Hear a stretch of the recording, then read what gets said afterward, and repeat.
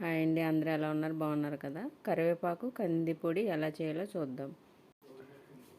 సుబ్బయ్య హోటల్లో మనం కందిపొడిలో నెయ్యి వేసుకొని తింటే చాలా బాగుంటుంది కదండి. అలాగే ఇది కూడా అంటే కరివేపాకు పొడి చేద్దాం అనుకున్నాను. ఈ లోపల కందిపప్పు కూడా నాకు కొంచెం ఉంది, వేసి చేద్దామని ఇలా ఇది చాలా బాగా వచ్చింది. చాలా టేస్ట్గా ఉందన్నమాట. అసలు నెయ్యి వేసుకొని తింటే మాత్రం చాలా టేస్ట్గా ఉంది. మీరు కూడా ట్రై.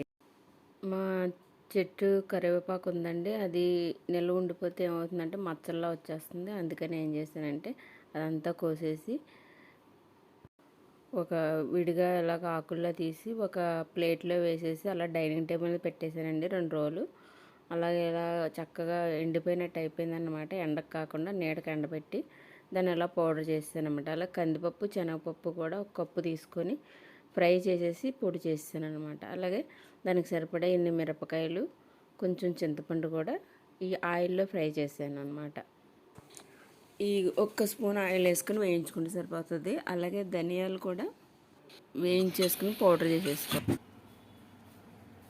ఇలా మిక్సీలో వేసుకుంటే ఆయిల్లో చేసాం కదా, అంటుకుపోతుంది. అందుకని కొంచెం ఇది పౌడర్ అయిన తర్వాత ఇప్పుడు మనం కొంచెం ఈ కందిపొడి తీసుకొని మళ్ళీ అందులో వేస్తే మళ్ళీ మనకి చక్కగా పౌడర్లా వచ్చేస్తుంది అనమాట.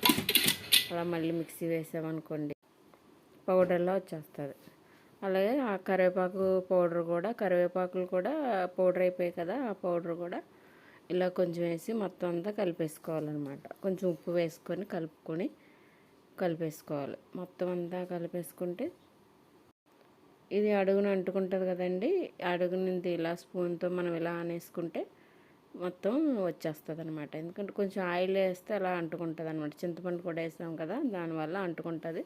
ఇలా స్పూన్తో అనేసామంటే వచ్చేస్తుంది. ఈ పొళ్ళన్నీ మళ్ళీ ఒకసారి గ్రైండర్ వేసేసుకుంటే సరిపోతుంది, అంతా కలిసిపోతుంది అనమాట. ఈ పొడిని మనం ఎన్ని రోజులైనా నిల్వ ఉంచుకోవచ్చు. అన్నం తినే ముందు ఒక ముద్ద ఇది కలుపుకున్నాం అనుకోండి, కరివేపాకు కదా మంచిది, హెల్త్కి మంచిది. అలాగే ధనియాల పౌడర్ కూడా. ఈ కరివేపాకు పొడి అయితే నేనేం వేయించలేదండి. అలా అది 2 రోజుల్లోనే ఒక నీడలో ఎండిపోయిందనమాట. అలా ఎండాకాలం కదండి, బాగా ఎండిపోయింది. ఇది ధనియాల పౌడర్ అనమాట. ధనియాల పౌడర్ ఒక 2 స్పూన్లు వేసుకున్నాను. మొత్తం అన్నీ బాగా కలిపేసుకోవాలన్నమాట. కలిపేసుకుని కొంచెం సాల్ట్ వేసుకోవాలి. మన టేస్ట్కి సరిపడా సాల్ట్ వేసుకుని బాగా కలుపుకొని ఒక బాక్స్లో తీసి పెట్టుకుంటే ఎన్ని రోజులన్నా మనకి నిల్వ ఉంటుంది.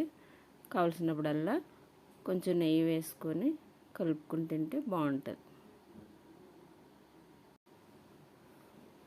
మా ఇంట్లో అయితే మా వారికి అయితే ఏదో ఒక పొడి కావాలని అంటారు. ఇంకా అందుకే నేను అలా పొడి చేసి పెట్టాను అనమాట. కానీ చాలా బాగా వచ్చింది. నెయ్యి వేసుకు తింటే వేడి అన్నంలో నెయ్యి వేసుకు తింటే చాలా టేస్ట్గా ఉంది. ఈ వీడియో మీకు నచ్చినట్లయితే లైక్ చేయండి, షేర్ చేయండి, సబ్స్క్రైబ్ చేయండి. Thank you for watching.